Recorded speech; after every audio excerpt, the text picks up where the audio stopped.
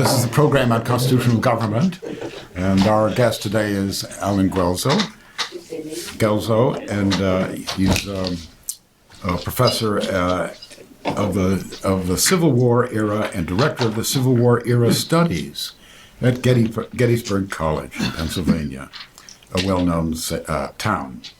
He's the author of several books on Lincoln. I would say he is the leading scholar of Abraham Lincoln in America now. Abraham Lincoln Redeemer President, which won a prize, the Lincoln Prize in 2000. Lincoln's Emancipation Proclamation, the end of slavery, which won another prize in 2005. And Lincoln and Douglas, the debates that defined America, which also won a prize in 2008. And recently he's written Abraham Lincoln as a Man of Ideas and Lincoln, a Very Short Introduction. And he's written a history of the Civil War, which I've just finished reading myself. I'm in the midst of his most recent book, I think it is, on Gettysburg, The Last Invasion. So this is a Lincoln scholar who's come to us today to speak on the Electoral College, certainly a timely topic. And he's found an interesting title for us, The Lovely, Fair, Judicious, and Democratic Meaning of the Electoral College. Let's check to see each one of those adjectives is justified. So, Alan Guelzo. All right.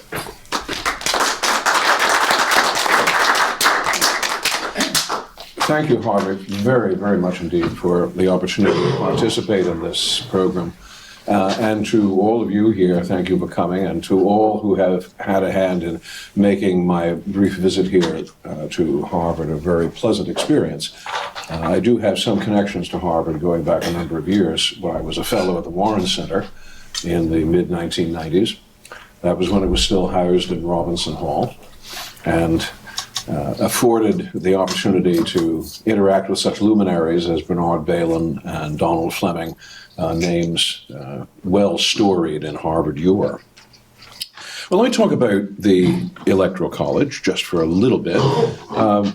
We had gone back and forth on exactly the format to pursue with this, and what we settled on was that we would distribute in advance the text of this essay, and I would give a brief 15-minute run-through to warm things up, and then sit down and we can all go at it with knife and fork. But let me at least give you a brief encapsulation of what I mean by the lovely, fair, judicious, and democratic meaning of the Electoral College, a title which I have to confess quite shamelessly was meant to provoke people. After all, if you simply offer a lecture on why I like the Electoral College, nobody is really going to come to it because it's really not a subject that people waste a great deal of time upon, at least not for usually 3 years and 11 months of any given presidential term. All of a sudden, it will erupt every 4 years, something like Old Faithful. So you can expect this big spout of energy on the subject of the Electoral College. But I felt the subject really did need a little bit of help to make it sound compelling. So I did, in a rather free and perhaps libertine fashion, suggest all these other meetings as well. We'll see if they live up to it. The Electoral College, as you have no doubt noticed, has come in for more than a little criticism in the last several months. The results of the 2016 election were not only surprising, but for many people dismaying because of the nature of the way the election results resulted. A victory in the Electoral College, but not in the popular vote. And that led many commentators to really push the op-ed panic buttons on the subject of the Electoral College. You saw this from E.J. Dione in the Washington Post. You saw it from the New York Times editorial board, the New York Review of Books, and you saw it from Yale's Akil Reed Amar, not only objecting to what they believed was the undemocratic nature of the Electoral College, but even indicting it for a few other crimes as well. Amar, in particular, has held the Electoral College up on the toasting fork for being an adjunct of slavery. And as Amar says, in a direct election system, the North would outnumber the South, whose many slaves, more than 500,000 in all, of course, could not vote. But the Electoral College instead let each Southern state count its slaves, albeit with a 2/5 discount, in computing its share of the overall count. So not only has the Electoral College frequently selected the wrong people, in someone's estimate, but it is also complicit with slavery. How often has the Electoral College posed a problem? Well, curiously enough, really only on 5 occasions in American political history. In 1824, Andrew Jackson, John Quincy Adams, William Crawford, and Henry Clay were all major nominees. So you did have a big split in the popular vote, and you also had a split in the Electoral College vote.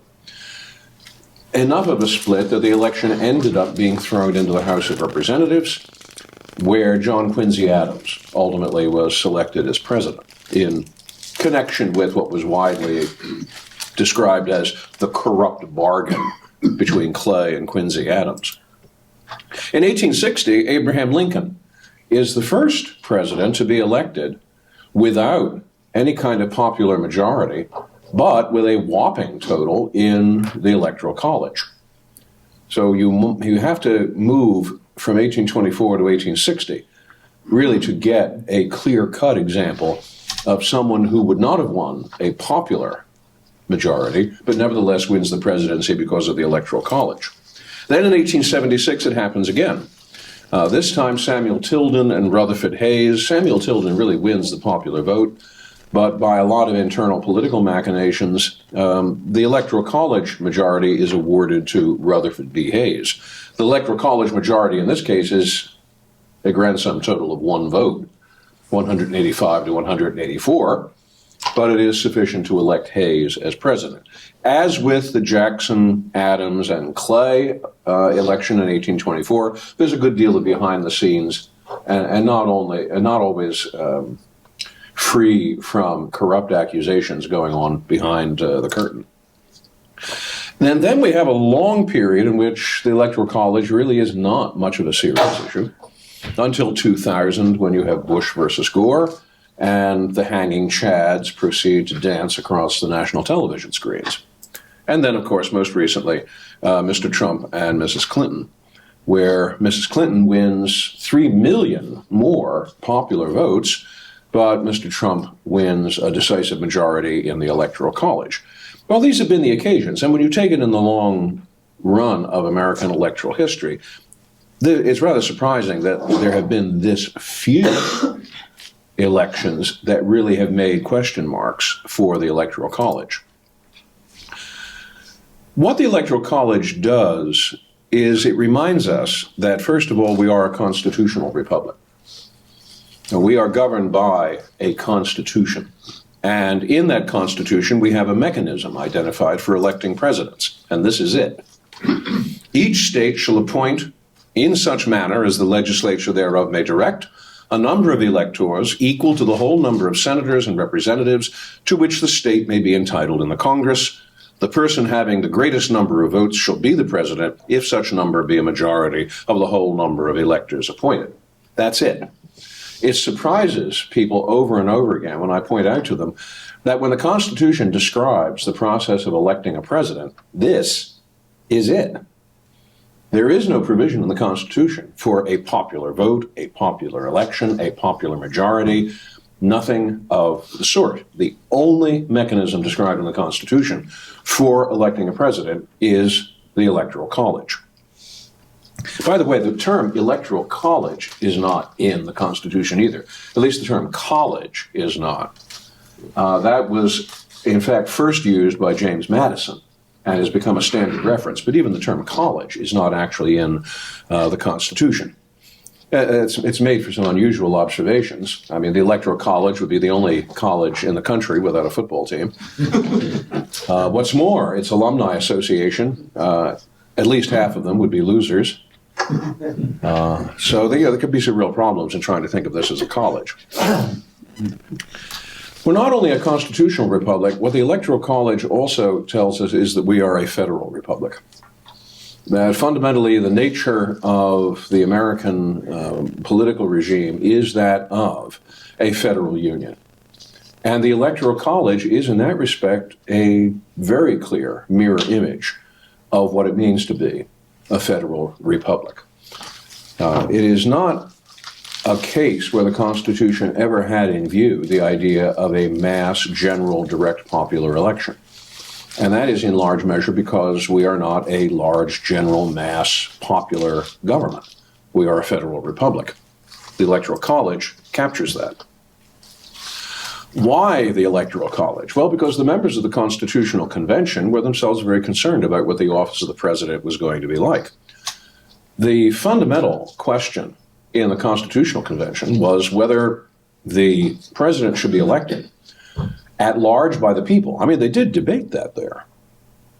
It wasn't simply that the Constitutional Convention were a bunch of pale-faced elites who never once had a democratic thought in their lives. There was serious debate about how the president should be elected and whether it should be a national direct election.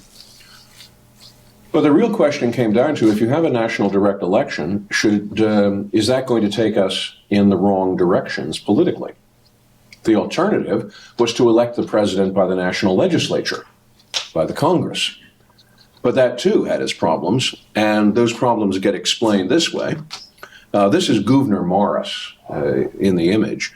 And it's Gouverneur Morris who argues, along with James Wilson, vigorously in favor of a direct popular election, rather than electing the president by the legislature. The legislature, Congress, says Morris, will continually seek to aggrandize and perpetuate themselves, and will seize those critical moments produced by war, invasion, or convulsion for that purpose. It is necessary then that the executive magistrate should be the guardian of the people, even of the lower classes, against legislative tyranny, against the great and the wealthy, who in the course of things will necessarily compose the legislative body. So you have a direct election of the president, argued Morris, basically to keep Congress at bay. Because Congress is going to be where the power is, and what you want to do is to have a president who is elected directly by the people and can speak for the people against the interests of Congress. On the other hand, the argument went, if the legislature elect the president, it will be the work of intrigue, of cabal, of faction. It will be like the election of a pope by a conclave of cardinals. The executive, therefore, ought to be so constituted as to be the great protector of the mass of the people, almost as though you were electing tribunes. But that, of course, is not what they eventually came up with as a mechanism. The mechanism that the Constitutional Convention does settle upon is neither direct election by the people as a whole or by the legislature, but by the states. Again, harking back and underscoring the federal nature of the system. This still hasn't put the quietus, though, to many objections to the Electoral College, and just a few of them that no doubt you have heard. The Electoral College, it is said, violates the principle of one man, one vote. And you can do the math on this pretty easily. This is one thing I tried to lay out as clearly as I could in the essay, and that is when you have an electoral college vote for a state determined on the basis of its representatives plus its 2 senators, you get a situation where in Wyoming, for instance, it takes approximately 1/6 the number of people to cast indirectly an electoral vote as it does in California. So if you're a Californian, you only count 1/6 of a voter as compared to a voter in Wyoming because of the Electoral College. So it is objected that violates the principle of one man, one vote.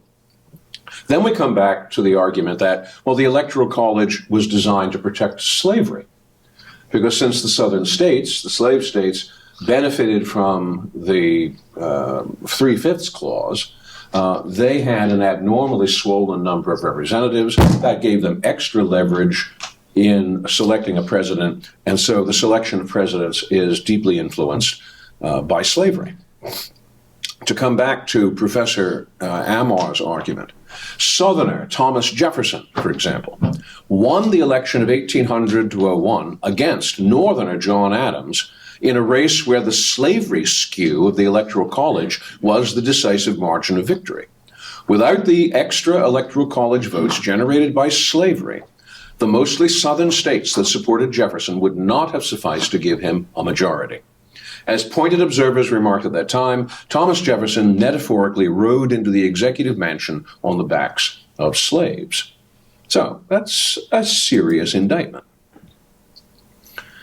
And then you have the addendum to that indictment coming from the words of James Madison himself. I mean, not only Jefferson. On July 19, 1787, in the midst of debate in the convention about the Electoral College, James Madison offers this comment. If it be a fundamental principle of free government that the legislative, executive, and judiciary powers should be separately exercised, it is equally so that they be independently exercised. There is the same and perhaps greater reason why the executive should be independent of the legislature than why the judiciary should. A coalition of the two former powers would be immediately and certainly dangerous to public liberty. There was one difficulty, however, of a serious nature attending an immediate choice by the people. The right of suffrage was much more diffuse in the northern and the southern states, and the latter could have no influence in the election on the score of the Negroes. The substitution of electors obviated this difficulty and seemed to be, on the whole, liable to fewest objections. So what you get when you read this comment in Madison's notes on the Constitutional Convention is this great aha. See, Madison is promoting the Electoral College because it will somehow act in the interests of slavery. A third objection is the Electoral College is so cumbersome. Why can't we just have an election on election day and be done with it? And again, the question is cumbersome. All right, what do we mean by cumbersome? So these are the kinds of objections that have been laid out as objections to the Electoral College itself, frequently as arguments why it should be gotten rid of. But I am not quite so enthused about those arguments as you have been able to read. So I think at this point the best thing for us to do is, having laid all the problems out, to see what it is we want to have to say about them. So I believe, Harvey, you are the moderator, and you may now take charge of everyone. Yes, okay, Reggie, why don't you start?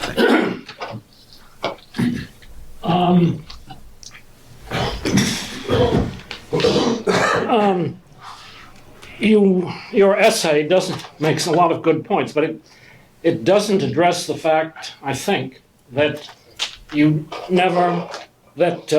the lifetime of everyone in this room, the two worst presidents have been produced by the Electoral College. I hope so.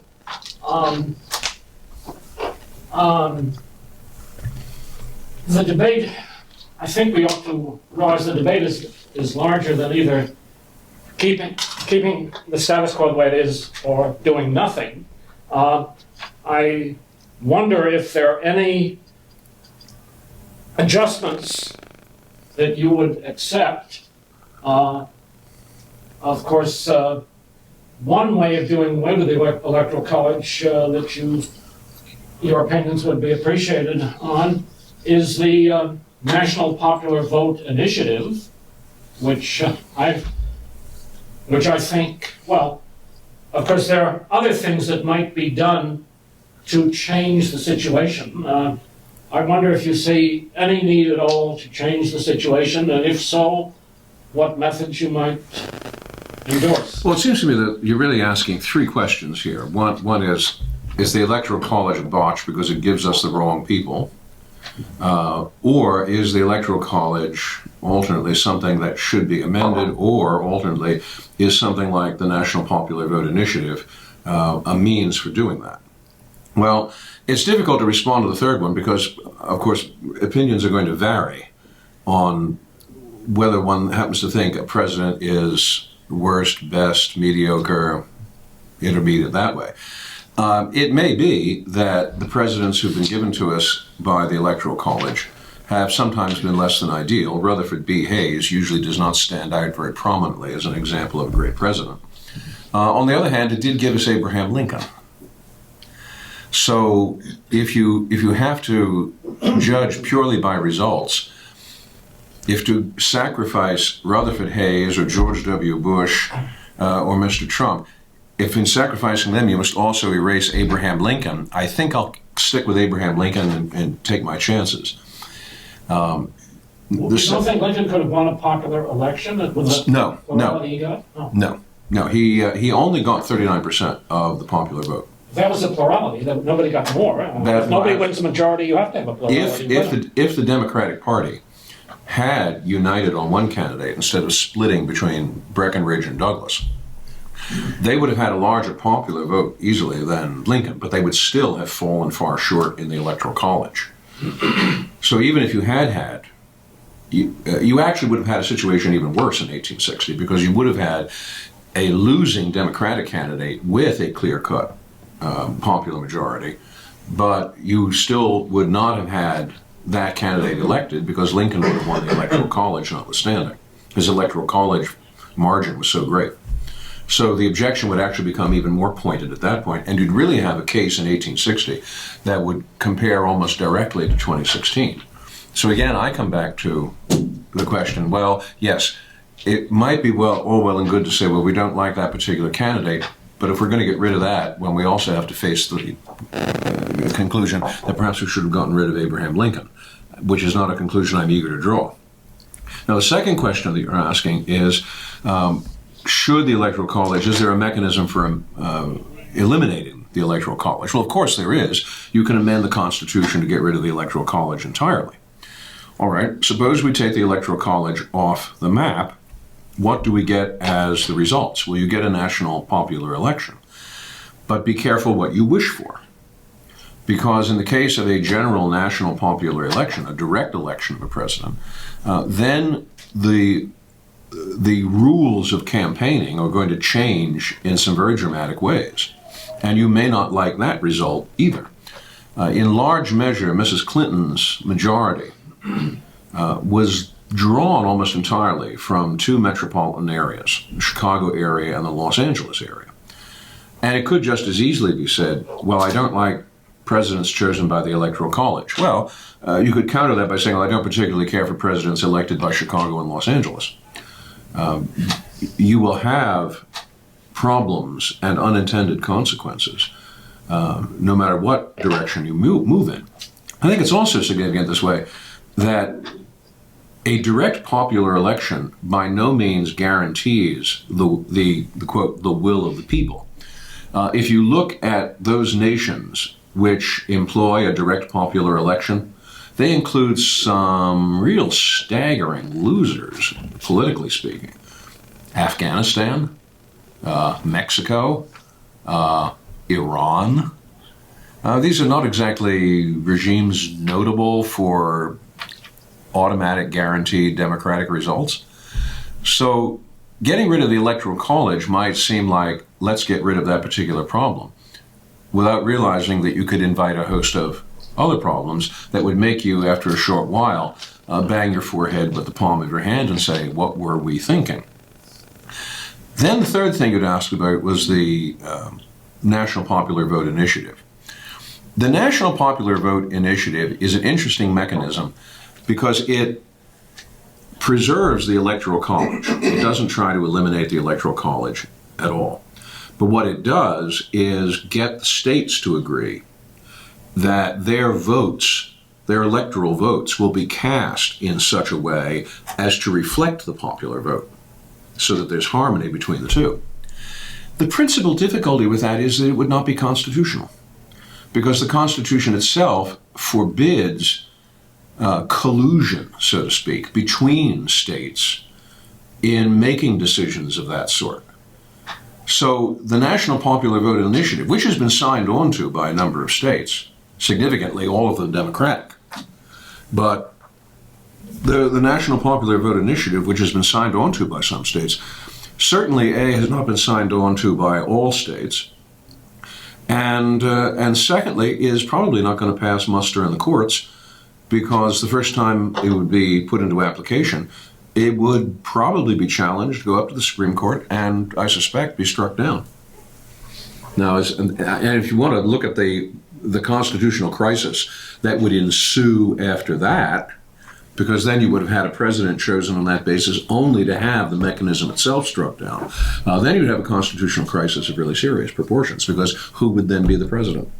So there are interesting aspects of each part of what you've said, but there are also some significant problems that might make us hesitate before we reach too quickly for them as solutions. Yeah. Yes, I think I would add to the list of the objections a fourth one, in that the Electoral College doesn't serve any meaningful purpose. And I'm thinking about the history of it, and there was, the North and the South, the federalism which you talk about, the big states versus the small states, and it seems to me all of those rationale have disappeared, and what we end up with is kind of this situation for each election where all the attention is on anywhere from 6 to a dozen states, depending upon who's, quote, in play. And the rest of the populace, large states, small states, I come from the state of Montana, which is reliably a red state, and I don't think ever sees a presidential candidate in there. And Texas is a huge state, and Well, if they look up, they can see them fly over. they can see them fly over, right? But so you have small states and big states that are ignored in this process, and I fail to see really what's the rationale of continuing the and these small states and big states. They don't necessarily have. Unlike when you go back to 1789, you had economies which were fairly similar in the South and the North, but you have states that can be North Dakota and South Dakota, totally different economies, but they're next to each other. So, what's really is a purpose is being fulfilled by this Electoral College? Well, there are two ways to respond to that. One theoretical, the other practical. The theoretical response comes back to the nature of the American system being a federal system. Now, some people have wondered if today federalism really has any kind of meaning similar to that enjoyed in 1787. In other words, have we outgrown federalism? Are we not, in fact, a very different kind of political nation than we were in 1787? And there's some ways in which that is very obviously true. However, the 2 points that I come back to as matters of objection that way are A, well, that may be in some respects true, but the Constitution. The Constitution is still the document that governs us, and if we want to eliminate the Electoral College, then what we're really doing is eliminating one of the major symbols of federalism within the Constitution. The Constitution is a federal constitution. So if we want to alter the Electoral College, and by the way, the description of the mechanism of the Electoral College is actually the single largest issue in the entire Constitution. Larger than interstate comity, larger than commerce. The Constitutional Convention put a lot of care into the construction of that, so that the description of the Electoral College really amounts to almost 10% of the entire word length of the Constitution. It's a big part of it. So my feeling is, well, if we want to, on the basis of saying that federalism is really only a shadow of what it once was, if on that basis we want to take away the Electoral College, then I think what we've really got to do is go the distance. Because then you got the whole rest of the document, which is about federalism. I think you're going to have a convention of the states and write an entirely new instrument of government. And some people would be very happy with that. I don't think that the possibilities of that are very likely. And I think that it probably would jeopardize the notion of federalism, which brings me to my second point, and that is federalism is about the dissipation of political power. It is first of all, on the part of the Constitutional Convention, a simple recognition that they were never going to get these states to act together unless they did it as a federation. But it's also a recognition of Madison's guiding principle in the Federalist, that the threat of power, of political power, is so great that what you want to do is try to distribute it in as many bits as you possibly can. The distribution of power is really what federalism is all about, and the Electoral College represents that. So simply for the practical sense of the diffusion of power, I think that the Electoral College, as part of the overall federal system, is something that we might end up liking a whole lot more if we thought about it in that context. I want to add one other thing, too, of a practical nature. It is true that most states don't really play a part. I have heard people argue on behalf of the Electoral College, and I think wrongly, that the Electoral College forces candidates to visit places they would not otherwise visit. That's only partly true. Candidates will visit 10 to 12 states on a regular basis during a campaign. And they'll do that because of the Electoral College.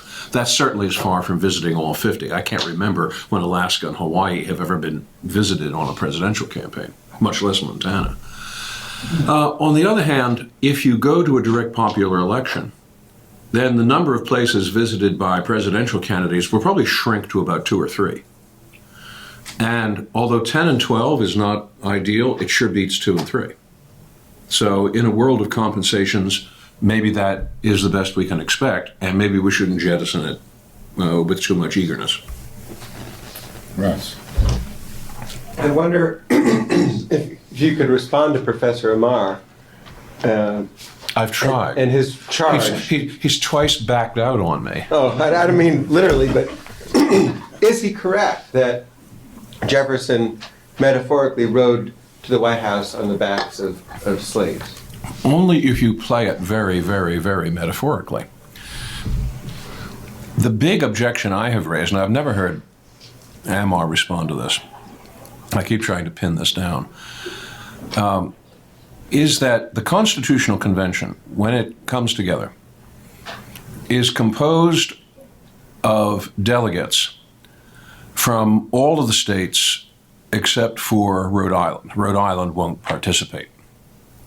So you have 12 states represented in the Constitutional Convention.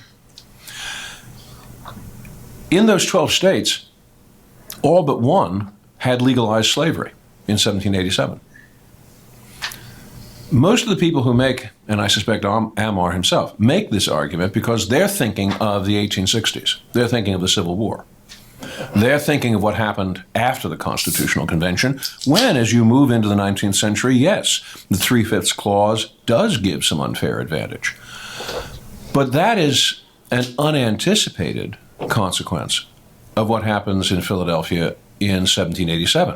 In 1787, all the states except Massachusetts were slave-owning states.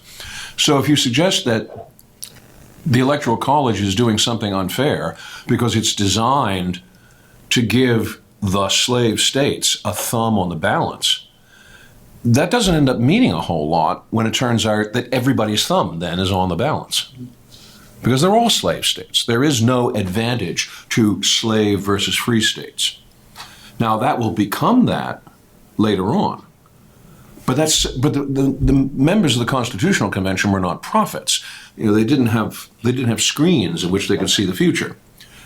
So when they are designing the Electoral College, and even when they're designing it, well, actually they're taking over from the Articles of Confederation, the 3/5 clause, they're not doing it because these selfish southern slave-owning states are looking for an advantage over northern free states. There isn't any advantage, because they're all, except for Massachusetts, slave states. Well, if we reran the apportionment of electors in the election of 1800, such that slaves were not counted in the apportionment of electors at all, instead of prefix that were 0, and you could say unless they were enfranchised and could vote, which they couldn't, so a non-voting slave, disenfranchised slave would get 0 in the apportionment of electors. Would Jefferson have still won? Possibly, but you've got to go back and calculate the 3/5 that's represented by those states which in 1800 in the North still had legalized slavery, which included Pennsylvania. Pennsylvania in 1780 takes the first step toward emancipation of slaves, but it's a gradual emancipation program. Now, there are still legal slaves in Pennsylvania as late as 1840. New York still has legalized slavery. New Jersey still has legalized slavery. Even in the election of 1800, to suggest that somehow slavery in the southern states gets this added advantage because of the Electoral College, because of the 3/5 clause, is deliberately ignoring that there was a 3/5 clause that operated for most of the northern states as well. The other objection I have to that is that, yes, but that's 1800. The Constitutional Convention is meeting in 1787. They can't think 13 years into the future and see, yes, 13 years from now, in a great conspiratorial moment, we will have an advantage. They're not prophets. They're politicians. They're lawyers. And for that reason, to assume that because you get certain results in the elections in 1800 or 1804 or 1808 and so on and so forth, that is something that was designed by the Constitutional Convention of 1787, to me is an egregious historical gap in one's thinking. But I see it made over and over again. Harvey Nelson. There's another thing that might be stand to the advantage of the Electoral College. I remember reading years ago an article written by two professors. One was named Weaver from Harvard. I don't remember the other one. They focused on the election in 1960, which was probably the closest in American history. Made the case that it's possible that Richard Nixon actually won that election. But in any case, had there been a back and forth over a popular vote as to who won, the election would have dragged on for months. Irregularities in Cook County in Illinois, Mayor Daley's machine. Oh, really? In Texas, with Lyndon Johnson, who was Kennedy's vice president, would have dragged the thing out, allegations of corruption, etc. At the height of the Cold War, this would have been intolerable, even dangerous. The Electoral College was clear-cut and gave Kennedy the imprimatur to govern and be the leader of the free world. And that was a very important statement that needed to be transmitted to the Soviet Union at the time when there was confrontation. As it was, we were then followed by the Bay of Pigs and the confrontation with the Cuban Missile Crisis in the fall of '62.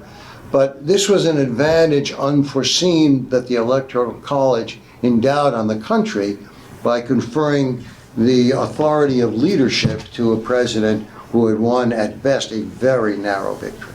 Well, I think this raises two interesting issues. One is, in a democracy, the most critical aspect of an election is legitimacy, and the one most easily contested. And if the Electoral College does nothing, it does confer legitimacy. The second thing about the about the 1860 election in particular, when you look at a mass direct popular election, what are the opportunities for irregularities? In a mass national popular election, you have an open invitation for electoral fraud that is going to be next to impossible to regulate. Under the Electoral College, there is no point to conducting a fraudulent vote operation in Montana, all right? Because the number of electoral votes at stake just doesn't make it worth it, right? So you've got 3 electoral votes coming from Montana. Oh yeah, that's really going to be worth running the risk of voter fraud. On the other hand, if you have a direct national public election, Montana becomes the ideal place to suddenly have the resurrection of the dead take place, as it does every 4 years in Chicago, and to have voting irregularities of various sorts. And then it becomes harder to track down because you will have it not only in Montana, but you'll have it in North and South Dakota. You'll have it in places very hard. You will have to create an electoral mechanism, an electoral process so complicated and so cumbersome that you may well wind up yearning for the good old days of the Electoral College, because voter fraud will then become a much more viable answer to getting a candidate elected. When you can hide it in all these other different corners of the country, that under the present system, you really don't have much of an incentive to do. Matthias. Thank you. I'd like you to, by the way, let me just give you a disclaimer. I have not read the essay, so this may be addressed in the essay, but I'm not sure. If it does, I apologize. The question has to do with the other aspects of the way electors cast their votes, specifically with the one where they have to cast 2 votes. One for a candidate outside their state and one for a candidate which they can choose. I'm sorry, I'm not quite getting the drift of your question. Well, the question is, so I just wanted to tell you that's what the question is about. You mean the question- electors themselves in the The states? electors have to cast 2 votes, not 1, right? When the Electoral College electors have to cast 2 votes in the original formulation, correct? Oh, the original, yes, Yes. the 1787 formulation, which was then amended in 1804. Yes. So in the original formulation, do you think that there was some intent to be read into that, which we are today, because of the or later amendment, forgetting, and or would that color the actual purpose of the Electoral College in a way which we today may not be particularly sensitized to because that was amended? Well, the election of 1800 really did expose a problem with the Electoral College system on the basis of that 2-vote casting that was done. Because under the original system, the electors would cast votes for a president and a vice president. Well, that flew in the face of what became a practical reality, and that is political parties. That candidates for the offices were not really running for those offices, they were running as pairs. And in 1800, what you get is a moment when Thomas Jefferson, running for president, and Aaron Burr as his putative vice president, both get 74 electoral votes. And you have this very embarrassing situation in which Jefferson writes to Burr. You can almost hear him clearing his throat in a very stentorian fashion, like, we did have an agreement about me being president. And at that point, Burr's response is more or less along the lines of, Agreement? We don't need no stinking agreement. And Burr goes into full gear trying to usurp Jefferson. Well, the whole thing gets thrown into the House of Representatives. They go through 36 ballots before finally James Bayard of Delaware decides that he's going to not to vote, and that gives the edge to Jefferson. And so Jefferson does, in fact, become president and Burr vice president. But it's a very embarrassing moment, and they had not anticipated this because in 1787 they had not anticipated the emergence of political parties. They move at once to correct that significantly. They do not move to correct it by getting rid of the Electoral College. What they do is to amend the Constitution in the 12th Amendment, and they close that loophole. But after having done that in 1804, that's the way the Electoral College has worked ever since. But to your point, about the fact that it kind of spreads the geographical importance of each elector, in that original formulation, the electors could only vote for one. They could only cast one of those votes for an in-state, for somebody from their own state. And the second vote had to be for somebody from outside their state. Well, there is a requirement to this day in the Constitution that president and vice president be from a different state. Right. This is why Dick Cheney hurriedly signed himself up to be from Wyoming instead of from Texas. But I don't see in the 1787 convention any movement or any deliberation that found that to be a problem. They were simply distributing power among the states. That was itself a federalist gesture.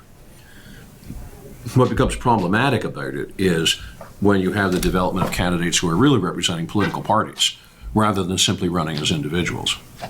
The disadvantage of the revised system that maybe you were referring to is that originally, I think the vice president was meant to be a kind of booby prize for somebody who came in second, who was running for president. So you would have a higher quality, presumed quality in the vice presidency.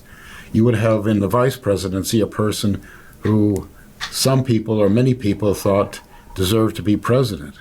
Whereas under the new system where you vote for, therefore the vice presidency was a kind of, which Nance Garner said was like as valuable as a bucket of warm spit. The vice president was a kind of booby prize for the person who came in second, and it assured that that person would have presidential capacity or aptitude, at least in people's opinion. Whereas now the vice presidency is a lower rank of persons. It's somebody who you think might be a decent president in an emergency, but not somebody who's running in the front rank. Well, it's hard to know because there's no explication of this in the debates reported out of the convention. The term booby prize does not occur in the Constitution. Would have made things a lot more lively if it had. Hannibal Hamlin, who was Lincoln's first vice president, once described being vice president as being a contingent somebody. And he didn't mean that in a complimentary fashion. But at least in the general creation of it, what it does appear is that the vice president was looked upon as being someone who could possibly be a president in waiting, that there was a succession, so to speak. And sure enough, John Adams will succeed George Washington. Thomas Jefferson ends up being vice president quite unwillingly to John Adams. Well, he winds up as a successor. But that very quickly shows itself not to be an automatic proposition, especially once presidential candidates become the figureheads for political parties. Sorry, if I may just color this finally. The question that I made was actually, the source was a lecture that I attended by Professor Ralph Lerner from the University of Chicago. And I remember distinctly, and it was many years ago, but about 29 years ago. But what he said was his interpretation of the Constitution was that the reason why electors had to cast one vote in state and one out of state was that, for one, the idea was that there would be, of course, we're talking about an earlier time of communication, there would be somebody whose reputation would transcend enough that people from many states would be able to agree on. Mm-hmm. But naturally, people would only know those people from their own state. So they were, in a way, being forced to come out of their state to this federal arrangement. And that was a compulsory, interestingly, it was a compulsion. It wasn't a kind of a voluntary thing. And I think that was really the purpose. That wasn't there really this kind of like, let's get everybody out there into this federal thinking from the very beginning. Well, far be it from me to second guess Ralph Lerner. I think, though, what we're trying to do is to thrash about in a vacuum, because the notes on the Constitutional Convention simply don't tell us. I mean, there are records of what went on in the Constitutional Convention, the most famous of which are Madison's notes. Of course, Madison's notes themselves are not beyond question. Madison had tinkered with them for decades. He wouldn't publish them while he was alive. He'd only let them be published after he was gone. And it's a very strong possibility that he wrote stuff in that had not actually been said. In fact, this one speech that I have up on the screen, which seems to me to be such an odd moment in that debate on July 19th, my own suspicion is that Madison interpolated that later. I mean, he said something, whether that is what he said at the time is another question. But it has the thumbprint, at least in my reading, of being something that Madison then later filled in as his explanation of the point he was trying to make. What point he actually did make on July 19th is probably forever lost. And largely because the vow of secrecy, which the convention imposed on its members, was kept quite religiously. Washington enforced it very strenuously. On one occasion, when Washington felt that someone had been talking a bit out of turn, Washington made one of the few utterances he made on the floor of the convention about not talking about the convention's business outside the walls of the assembly room in Independence Hall. So when you look at it that way, one of the problems we deal with is we're frequently second-guessing the convention. We're doing it in a vacuum, and we even have to be a little cautious about Madison's notes of the convention simply because he tinkered with them. He also had a rival, by the way, in the form of Charles Pinckney, and some of Pinckney's notes on the convention that Madison was very eager to discredit Pinckney. And that enters into it as well. So, wasn't there a phrase "continental characters"? That is, those who transcended, whose reputation and fame transcended these were not native sons, but they would be somebody that would appeal to all parts of the republic. Right. Suggesting that a federal republic is not only one that disperses power to the states, but one also that concentrates power from the states in a particular figure. And of course, and the need for that was very well shown in a certain crisis that occurred later on in 1860. Yes. Well, everyone, almost in an unspoken way, understood that the ultimate continental character in the Constitutional Convention was Washington. And one thing which makes the debates about the structuring of the executive move along as it did was the assumption that people had that Washington would unquestionably be the first national executive. Yes, Alex. Get the next. Two questions, somewhat related. So firstly, you made a remark which I didn't understand, namely that if the Electoral College were abolished and there was a direct popular election, candidates would only visit 2 or 3 places in the country. Yeah. Whereas I would have thought that, for example, if getting 40% rather than 30% of the vote in California mattered, Republicans would probably visit California. Secondly, there's this quirk in the system that occurs in Maine and possibly another state where they allocate by Nebraska. Nebraska. So could you briefly explain the history of that? Also, would that be a preferable option in some cases, because that would encourage candidates to visit more places if you allocate it in some cases by district? Well, right now, the Electoral College system is a winner-take-all in 48 of the 50 states. Whoever wins a majority of a popular vote within a state, that particular candidate gets all of the state's votes. So that's not a constitutional requirement. That's a state requirement. Because under the terms in which the Constitution describes the Electoral College, it's up to each state to decide how it wants its electors to vote. And as late as 1860, South Carolina selected its electors from the state legislature. There was no popular vote. It was the state legislature who designated the state electors. So the idea has always been that even if you have a candidate who wins in a particular state by 1 vote, they still clean up all the electoral votes of that state. Now, what Nebraska and Maine have done has been in their individual capacities to do what the National Popular Vote Initiative has asked to be done. And that is to divide votes according to who wins a popular majority and who does not. And in this case, Maine and Nebraska do it as a proportion. If a particular candidate wins, let's say 55% of the popular vote in Nebraska, then that's reflected in the number of Nebraska's electoral votes that go to them as opposed to the other character. Now, that, again, has a nice ring in theory, but it becomes more problematic when you start having to work things out to decimal points.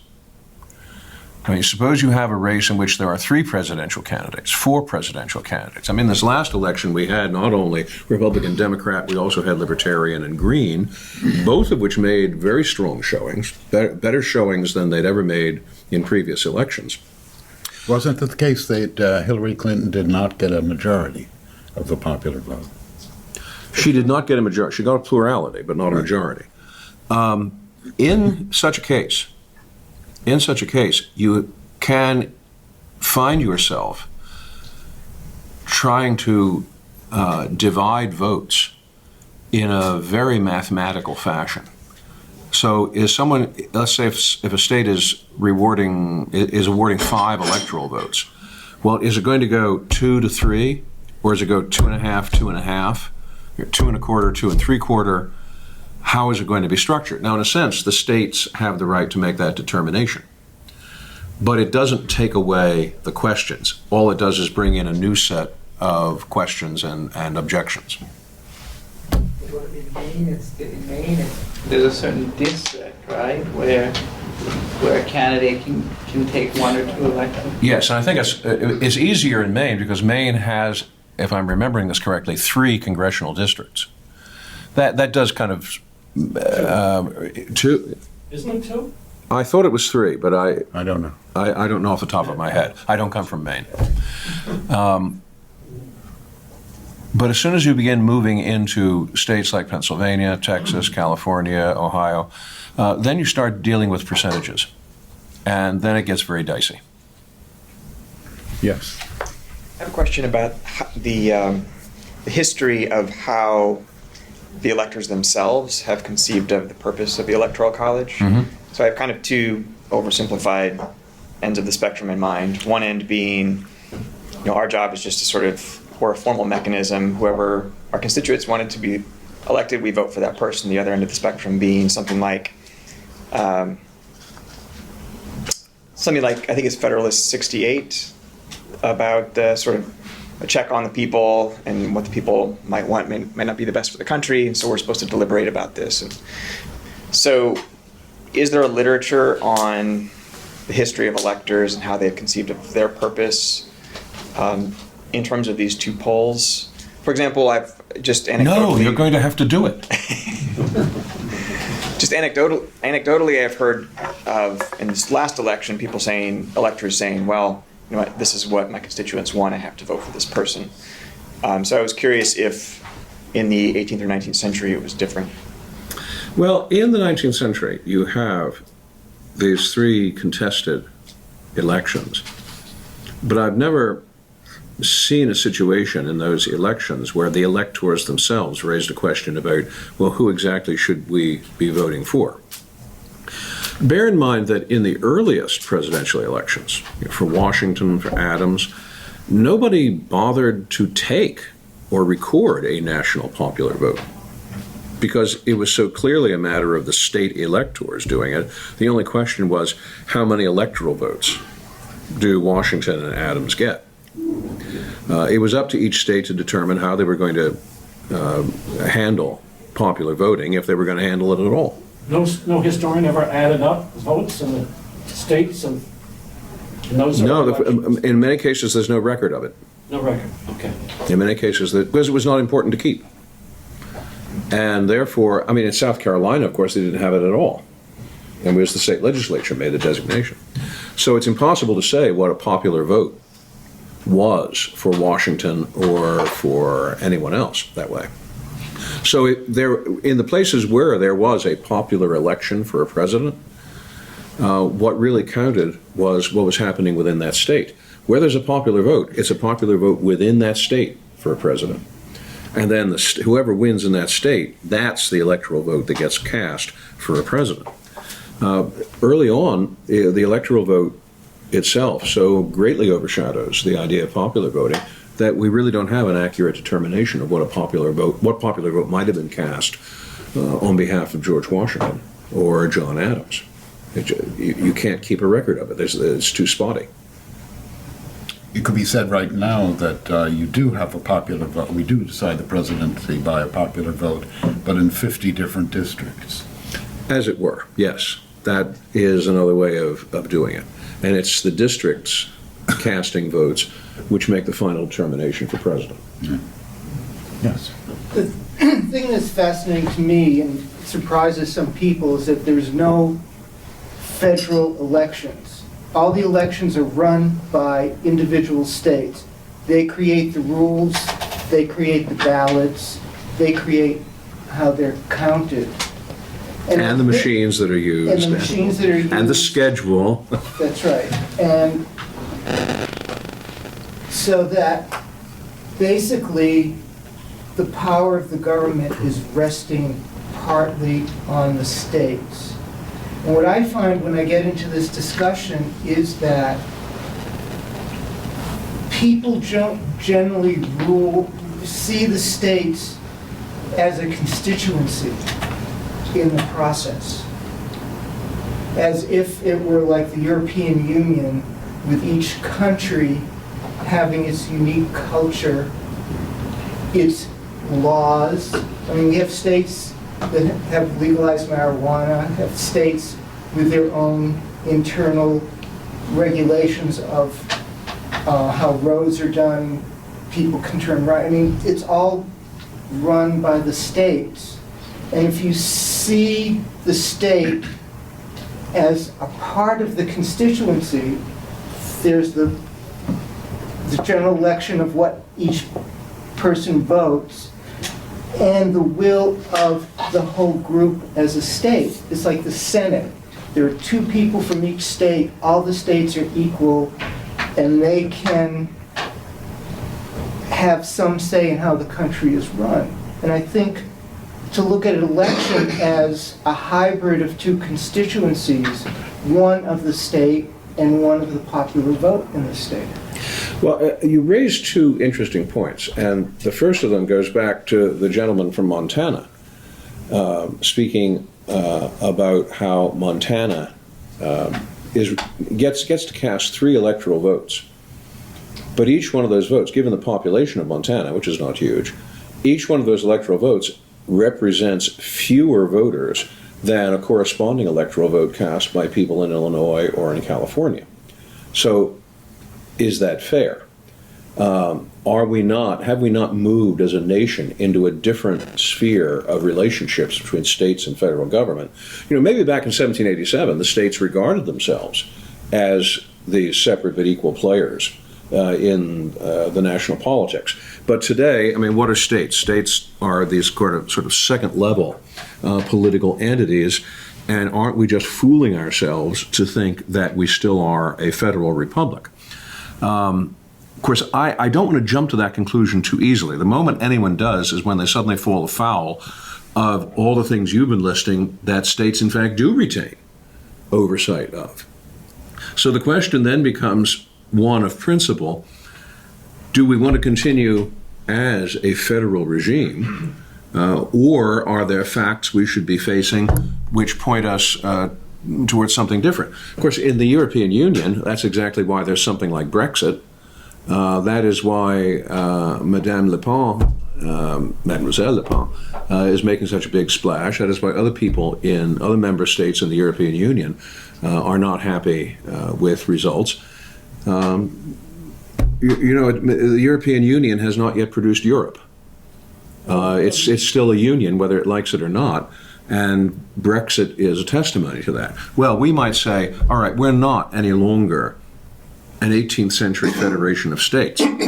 Yeah, okay, fine, this is the 21st century, but we may find out that 18th century federation idea has more teeth in it than we expected. Again, it's a case of be careful what you wish for. And I don't want to see a national election for president where the whole country has to be recounted to find out. Well, this is part of what I was saying earlier about if you think the Electoral College is cumbersome, just try a direct national popular election. Now, the cumbersomeness will be different, but my suspicion is that it will become exponential. Now, you could counter that and say, all right, that's not the point. All right, suppose you've got an electoral system that is very cumbersome because it's a national direct election. Still, the principle of one man, one vote should triumph, and we should just bite the bullet and endure whatever difficulties would be generated by a national popular election. Again, I have to say that attractive as the phrase "one man, one vote" is, that is not in the Constitution either.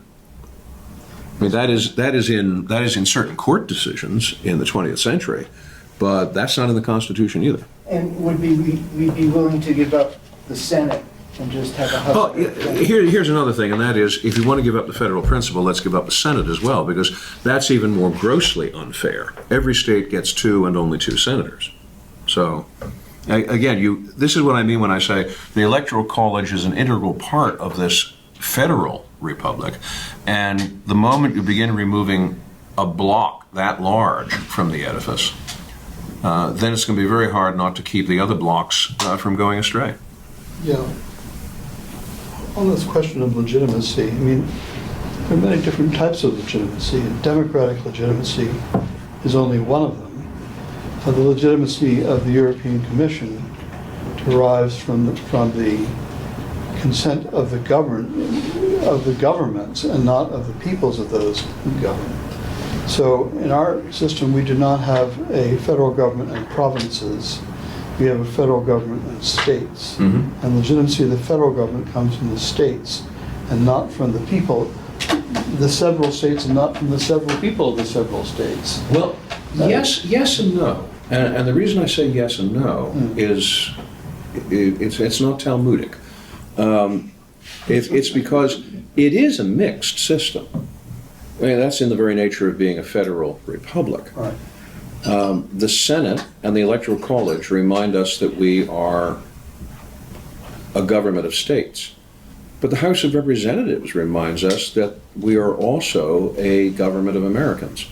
That there's a national character as well. But that's not my point. But the point is, yes, the ratification comes, had to be ratified by the several states, though. In popular conventions, not by In state popular legislatures. conventions, not by the state legislatures. And whose decision was it to make them popular? Was that part of the ratification? That was part of the Constitutional Convention. They were busy trying to outflank the Confederation Congress. But the state, I mean, to make a kind of speculative case for this, suppose the people who are very unhappy with democracy now in the Democratic Party have decided that meritocracy is the way to go and not democracy. Suppose they take the state of California and decide to follow a million program of A Cal exit? reform. Well, no, that they might decide they want to be governed by giving, as sort of the John Stuart Mill manner, giving extra votes to PhDs, God forbid, or people with higher degrees. I think that was Mills. So they had a But only different... PhDs from accredited institutions. Right, that would be, yeah. But Mill had this idea that you can have the more educated people have more votes. Right. All right, suppose they find some way of introducing meritocratic criteria. And they have the right to do that under the Constitution, right? The Constitution does not demand that they have one man, one vote systems. No, the Constitution doesn't. Now, there is, and this is also a response to what you were saying, there is a history of federal jurisprudence about voting rights and voting procedures Yeah, well, that's- that does push towards regularizing and systematizing it. And in that respect, that's something I'm very thankful for, because if there was not, if there were not procedures in place, if there had not been federal court decisions, then you would have such irregularities from state to state, such variations from state to state, as almost to make the thing meaningless. It was, of course, exactly on the basis of state authority to determine voting eligibility that allowed Jim Crow to flourish in the post-Civil War South. And there's none of us wants to replicate that. So there is a certain uniformity which is imposed. By and large, it is uniformity which has come from the federal courts. Right. Rather Just than to from finish Congress. the argument, suppose you had one state decide an entirely different form of choosing its electors, right? And it was no longer democratic. I would argue that the federal government is still legitimate because it represents the state. It is authorized by the states. And it's not illegitimate because one of those states or more has decided to choose its. I mean, in such a case as that, actually what the state would be doing would be violating the Republican guarantee in the Constitution. Because, well, the Constitution guarantees to each state a Republican form of government. If a particular state... But Republican forms of government don't require one man, one vote. No, but on the other hand, they certainly don't enfranchise PhDs at the expense of... So we all can agree that's a bad idea.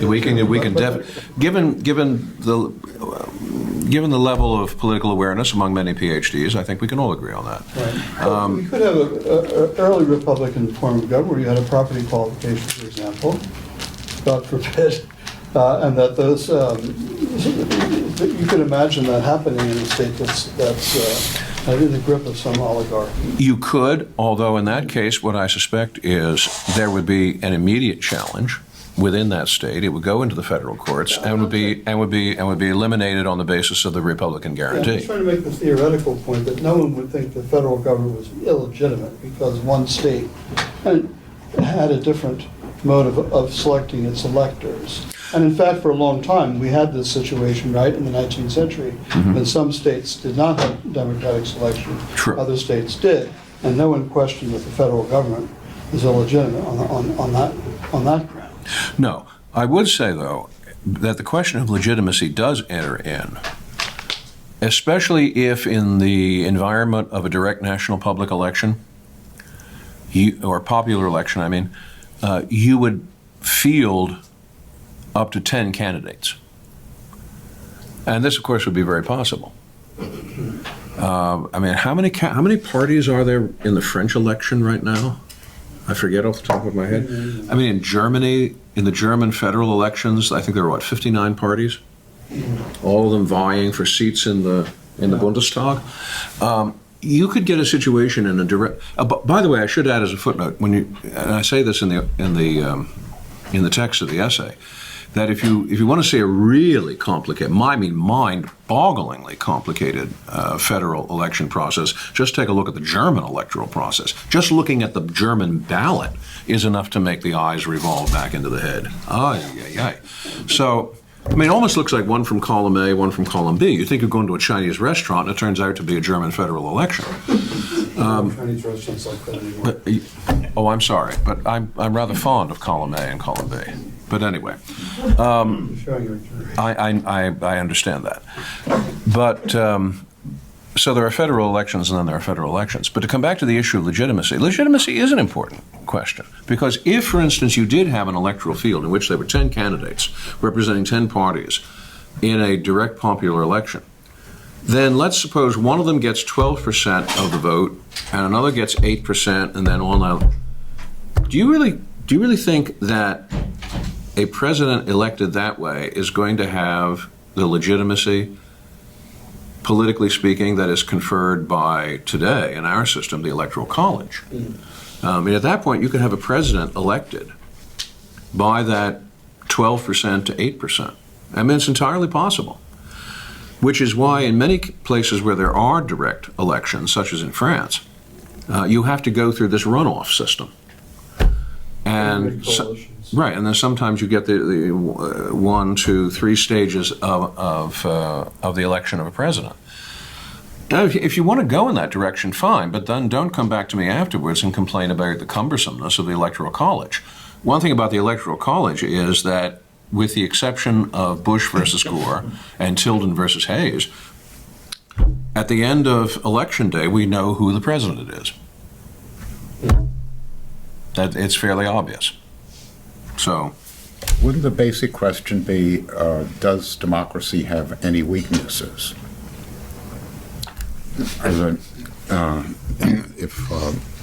Is democracy a form of government which is always improved when it is made more democratic? And if that's not the case, then that opens the door for limitations or hindrances or complications.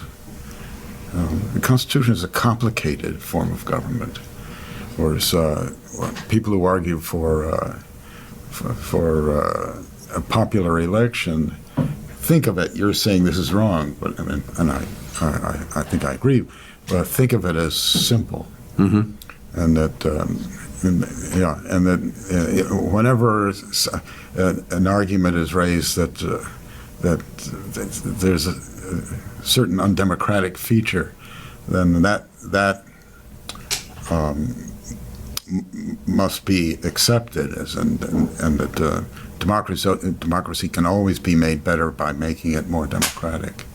Well, the ultimate way of making something democratic is secession, and that didn't turn out too well the last time that was tried here. That's a good point too. And in fact, Lincoln said that the problem with secession is that it only looks like it's democratic. What it really is anarchy. Because if every time there's an election, one party to the election can claim that it's disaffected and wants to take its bat and ball and go home, then what you have is not democracy. What you have is not a government at all, but what you have is the collapse of it. So secession would have been an ultimate form of democracy, but the problem is that it really wouldn't have been democracy at the end of the day. It would have been anarchy, and anarchy would have invited the general on the white horse.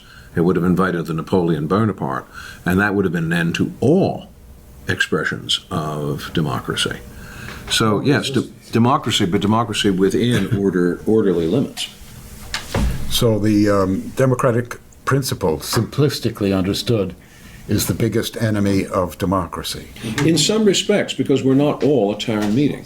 Yeah. All right? And we can't settle it all like student council in high school, just by taking a quick show of hands. This was why one of the challenges to the Constitutional Convention, and Madison works on this when he composes this pre-convention document talking about the 12 evils that are bedeviling Americans. One of them is this conviction that democracies can, in fact, only work on very small scale, face-to-face level. Madison has to invert that argument in Federalist Number 10, where he says, no, in fact, a big country is exactly what will help democracy, because it'll allow the passions of democracy to be dispelled in the open air of a large country. But that's a realization that many of the members of the Constitutional Convention came to the convention equipped with, and that is, democracy is only going to work on a small level. If we're going to make the United States work on a larger level, then it has to be not just democracy and democratic principles, but there also have to be gradations, there have to be rules, there has to be a certain structure in which democracy inhabits. Fundamentally, I know I'm sounding like I'm playing with words here for a moment, but bear with me. We are, at the end of the day, a republic. We all agree on that. That's what we are. We're a republic. We are not a democracy. Democracy really ought to be used as an adjective rather than a noun, because republics exist on a spectrum. Republics are more or less democratic. So you can have republics like Renaissance Florence, all right, which is basically run by an oligarchy. Or you can have a republic which is extremely democratic. And over our history, we started out being more democratic than most republics, and we have become progressively more democratic over time. But we're still a republic. So democracy is the adjective. It's republic, which is the noun, and republic is what we really are. Do you see a problem in the fact, as it seems, that one of our parties agrees with this and the other doesn't? Oh, I don't think that agrees with the distinction between democracy and republic and the other doesn't. Well, we have a great deal of terminological confusion, because ever since the 19th century, we have tended to use the words democracy and republic interchangeably. This is why I had to beg everyone's indulgence for what seemed to be being very finicky about words. And so much has been written, and with such eloquence, into the very bones of our national character about democracy, then I'm very loath to strip it all out and say, oh, well, we ought not to talk about democracy now. No, we should talk about democracy, but we also have to bear in mind the specific uses of it and the specific potential for abuses. Should we, I mean, is it a case where one party is much more a paladin of a particular view than another? Well, I'm not entirely certain that's the case. But isn't it a custom at this forum that you beat up the Democratic Party at the end of the the end of the seminar a little bit? Not having been a participant previously, I can only profess a certain degree of agnosticism. I do not wish to beat up on any of the parties, because in the long history of the political parties in this country, some have had very shining, wonderful moments, and those moments have then decayed into corruption. Lincoln's Republicans were on the high road until we get to the administrations of Ulysses Grant, and then things start to fall apart. So I never want to say never about a particular political party. Like every other aspect of human government, political parties are the creations of fallible human beings, and they reflect that from time to time. And the Democrats shouldn't complain, because of all the institutions in America that exist or have existed over the main course of our history, the Democratic Party is the one with the greatest involvement and promotion of both slavery and segregation. You've noticed that. Yes. Well, So I bring that up. yes, I know. But actually, my point was that I think, I mean, the Democrats might be justly or justifiably worried that what's in it for us, what in the Constitution is in it for us. What's our advantage in having a Constitution? And it seems all these five candidates, they're all Republicans who won with the Electoral College, and so I mean, well, how does it help us? I don't think it's a question of how does it help us. It's a question of how does it help the Republic as a whole. Where's the self-denying ordinance? The Founding Fathers did not create the document they did. The founders did not, in fact, create a republic because they one day threw a number of possibilities into a hat and threw it in the air and caught one and say, oh, I guess this means we're supposed to be a republic. The whole drift of Enlightenment political thought had been to say, all right, can we discover a political order that is as natural as what has been discovered in the material physical order by Galileo, by Newton, by the scientific revolution of the 17th century? Can we find a political correspondent to that? Are laws, natural laws like gravity, can we find something like that in human experience that will allow us to construct governments that are not artificial, that are not irrational, but that reflect a natural order?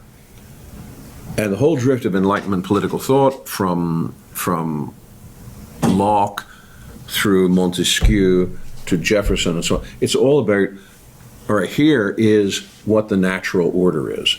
And for them, a republic is what captures a natural order of political affairs. So they're committed to this for its own sake. They believe that they have discovered a law of human society as tangible as what Newton develops in a law of gravity. So the question then ought not to be, well, what's in it for us? It's not a question of advantage, it's a question of what approximates the law of nature itself. And for them, a republic is what approximates the law of nature. But still, wouldn't it be better if the Constitution could be shown to profit equally the two parties? Well, that would have been very, very difficult to do because the political parties, of course, themselves didn't exist at the time of the Constitution. And in fact, there is some question as to whether the Constitutional Convention would have broken up in holy horror if someone had revealed to them that within a decade, two political parties in America would be at each other's throats. Yeah. I mean, Jefferson himself makes the wonderful comment that if he could not go to heaven but except by a party, he'd rather not go at all. Because he didn't believe in heaven. No, I actually think the real problem there is, can you believe Jefferson? Because Jefferson, of course, is one of the partisan founders of a political party. What year I did you mean, make that statement? What year? Yeah. I think that Pre-19... I'm pretty sure it's in the 1790s when he's Secretary of State. By the time he gets elected president, in his inaugural, he says, we're all Federalists, we are all Republicans. That's what he says publicly. Privately, he's writing and says, I'm going to sink federalism into an abyss from which it will never emerge. So there was another man who was great at articulating principles and ideas, but in terms of practice, as Sally Hemings could demonstrate, left something to be desired. All right, one more question. There's a curious part of the system, too, is the amount of representatives each state has is based on population, not on citizens and not on how many registered voters they are. So when you're trying to figure, and I try to figure this out, how many, in Wyoming, there's so many representatives, but there's only fewer people voting, how much power they really have compared to people voting in California. Well, that's... You can't find those... But you can't shift the basis that way all that easily. After all, the Constitution recognized that. That's why there's a federal census. But the other problem is that the movement of people, the American population is extremely mobile. If you're going to make it on the basis of registered voters, then you've got registered voters who are picking up and moving every 3 or 4 years. That's not going to really give you any relief. In fact, the curiosity is that there was no such thing as a registered voter in 1787. In fact, there won't be any such thing as registered voters until Reconstruction. There are no voting rolls. There are no registration rolls. That doesn't happen until Reconstruction. In fact, there's nothing that you could really call party membership. People affiliated themselves with parties, but there were no party membership lists. You showed up at the polls. Nobody asked whether you were a Whig or a Democrat. In fact, when you showed up at the polls, what you usually handed in was a ballot of candidates that you'd clipped out of a local newspaper.